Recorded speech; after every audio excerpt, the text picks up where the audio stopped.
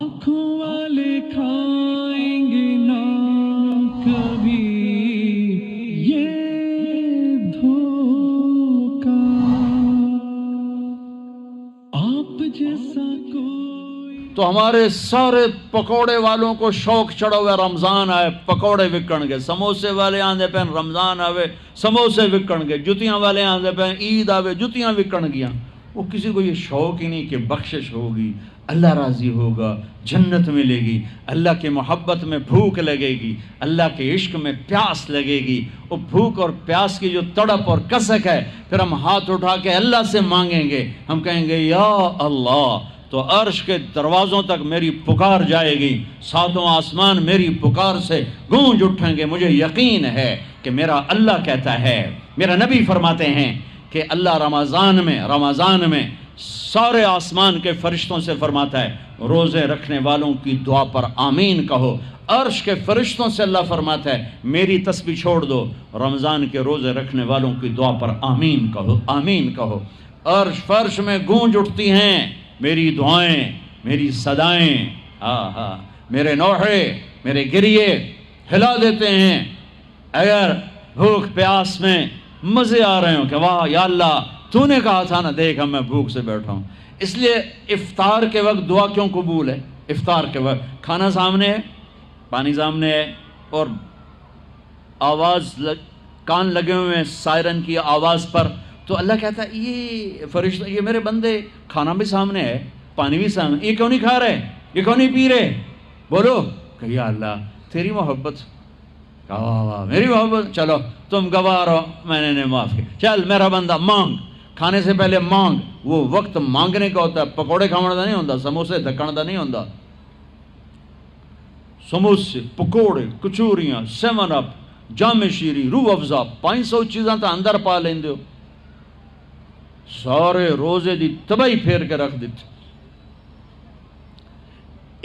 ایک مہینے کے لیے اوور آلنگ ہے، ٹیوننگ، تھوڑا کھاؤ، تھوڑا کھاؤ، تھوڑا کھاؤ، ٹھنڈے شربت مت پیو، ٹھنڈے شربت مت پیو افطاری کے وقت، بعد میں پینا تو پی لو، این افطاری کے وقت اپنے اوپر ظلم مت کرو۔ سارے دن کا انجن گرم ہے، ایک دم اس کے اوپر برف پھینکتے ہو، تھوڑی دیر صبر کر کے سادہ پانی پی لو، نماز پڑھ لو، پی لو، جام شیری پیو، 7 اپ پیو، جو مرضی پیو، ٹھنڈا پیو، گرم پیو، جو مرضی پیو، لیکن این روزے کے وقت بچو تلی ہوئی چیزوں سے، کراری چیزوں سے، مسالے دار چیزوں سے، ثقیل چیزوں سے بچو، ہلکا پھلکا رکھو پیٹ کو، ہلکا پھلکا،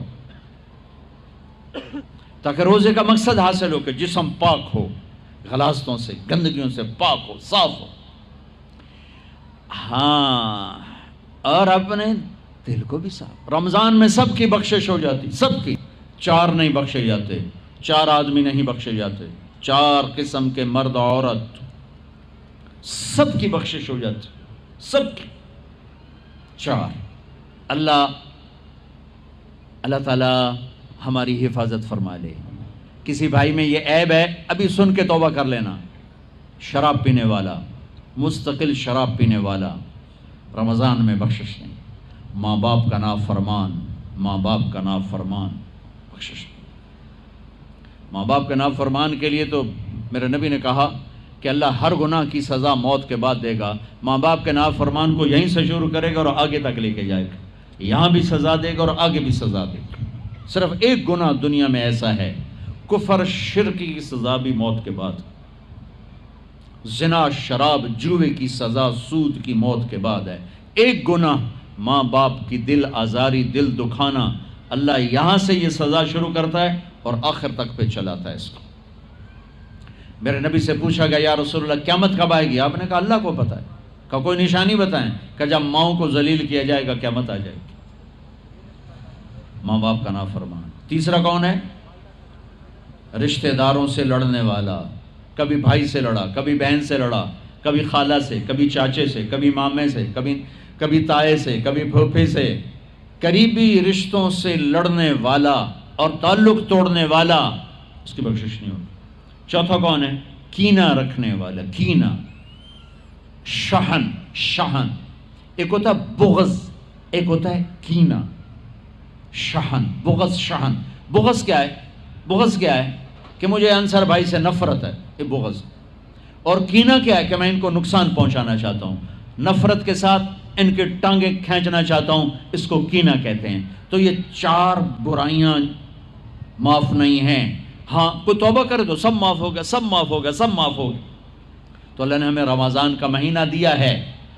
جہنم کے دروازے بند ہو جائیں گے، جنت کے دروازے کھل جائیں گے، فرض 70 فرض کے برابر ہو جائے گا، نفل فرضوں کے برابر ہو جائے گا. تراویح کے ہر سجدے پر 1500 نیکی لکھی جائے گی، ہر سجدے پر 1500 نیکی لکھی جائے گی. 20 رکعت 40 سجدے 60,000 روزانہ. یہ تمہارے کلب ایدا پٹھا جا نہ ہے کی نہ ہے میں نے حالی تھی نہیں سر لگی ہے تھی آدھے کی ہو. چلو جڑا بھی نہ ہے ٹھیک. یہ بہت بڑا کلب مجھے نظر آیا. یہ یہاں باہر ایک چھوٹا سا پرچہ لگا دیں کہ جو یہاں آ کے تراویح پڑھے گا ہر سجدے پر اس کو 150 روپیہ دے. 150 چھوڑو 15 روپے دیے جائیں گے. ہر سجدے پہ 15 روپے دیا. ایتھے ویکھا جی لڑائیاں کیویں ہوندیاں. اے سارے پوترے دادیاں نو چاہتے لے آون گے، دوترے نانیاں نو چاہتے، نانی ٹر اج تراویح تینوں پڑھاون. دادے نانیاں نو پوچھدا کوئی نہیں، انہاں دی عید ہو جاونی. تسی ایتھے اعلان کر کے لکھ دیو بھئی جڑا ایتھے آوے گا نا انہوں اسی فی سجدہ 15 روپے دیواں گے. ایتھے پھر چھوٹے ویکھے جے کیویں چل دے. او میرے نبی، او میرے نبی، او میرے محبوب، او میرے پیارے اور میرے اللہ کے پیارے دلارے، راج دلارے، وہ کہہ رہے ہیں او میری امت 1 گھنٹہ لگا لو، 1 گھنٹہ 40 سجدے، ہر سجدے پہ 1500 نیکی، 60,000 نیکیاں. اور ہر سجدے پر جنت میں ایک سرخ یاقوت کا محل، اور ہر سجدے پر جنت میں ایک درخت جس کے نیچے 100 سال گھوڑا دوڑ سکتا ہے. اتنے تھوڑے وقت میں اتنی کمائی. اب 8 تراویح پڑھ کے آدھی مسجد خالی جا رہے. کتنے جا رہے ہو؟ کی کرن جا رہے ہو؟ کوئی کام نہیں. 8 پڑھ کے جوتا اٹھا کے جا رہے ہیں. اے بھائی پڑھ دو، سال کے بعد آیا ہے موقع اللہ سے لینے کا، اور ہر سجدے پر یہ کچھ اللہ دے رہا ہے. اور پھر جب آخری رات ہوتی تو اللہ فرماتے ہیں میرے فرشتوں، میرے بندوں کی رات کی تراویح اور دن کا روزہ، اس کے بدلے میں نے ان کے پچھلے سارے گناہ معاف کر دیے. اور آسمان پہ ایک فرشتہ اعلان کرتا ہے یا باغ الخیر ابشر و اقبل، اے بھلائی کے چاہنے والے آگے بڑھ خوشخبری ہو، اور اے برائی کے کرنے والے بس کر اور واپس ہو. اور اللہ کا عرش مستقل پہلے آسمان پہ آ جاتا ہے. عرفات کے دن صرف عرفہ کے دن پہلے آسمان پر، لیکن رمضان میں پورا رمضان عرش پہلے آسمان پر. اور میرے اللہ کا اعلان ہے کوئی بخشش چاہنے والا، ہے کوئی توبہ کرنے والا، ہے کوئی رزق لینے والا، ہے کوئی سوال کرنے والا، ہے کوئی دنیا اور آخرت کی حاجت لینے والا، ہے کوئی مانگنے والا. ہر وقت اللہ کی طرف سے اعلان ہوتا ہے. اس مہینے کو بناؤ، دنیا کماؤ، حلال کمانا کو میں تو ویسے مذاقن کہہ رہا ہوں، ہر ایک دنیا کمانا کوئی منع تھوڑا ہی، حلال کمانا کوئی منع تھوڑا ہی ہے. لیکن ایسی کمائی میں نہ لگو کہ روزے پہ زد پڑے، تراویح پہ زد پڑے، تلاوت پہ زد پڑے. میرے نبی پاک صلی اللہ تعالی علیہ وسلم رمضان میں قرآن کی تلاوت بڑھا دیتے تھے. قرآن رمضان کا سب سے بڑا وظیفہ، جی کوئی وظیفہ دسو، کوئی وظیفہ دسو. لوگ پوچھتے ہیں جی رمضان کا کوئی خاص وظیفہ بتا رہا ہوں. رمضان کا خاص وظیفہ قرآن کی تلاوت، رمضان کا خاص وظیفہ قرآن کی تلاوت، قرآن کی تلاوت، قرآن کی تلاوت. جتنا پڑھ سکتے ہو پڑھتے جاؤ، پڑھتے جاؤ، پڑھتے جاؤ، پڑھتے جاؤ. میرا ایک ساتھی ہے مولوی ثناء اللہ، وہ ایک دن میں پورا قرآن ختم کرتا ہے. ایک دن میں پورا قرآن، ایک دن میں پورا قرآن. پورے رمضان میں 30 قرآن ختم کر دیتے. سوائے اس کے بیمار ہو جائے تو کوئی بیمار ہو جائے تو 10 پارے، ورنہ پورا قرآن رمضان، قرآن پورا قرآن. تو چلو ہم پورا قرآن نہیں پڑھتے، کچھ تو پڑھو. سارے سال نہیں پڑھا، کچھ تو پڑھو.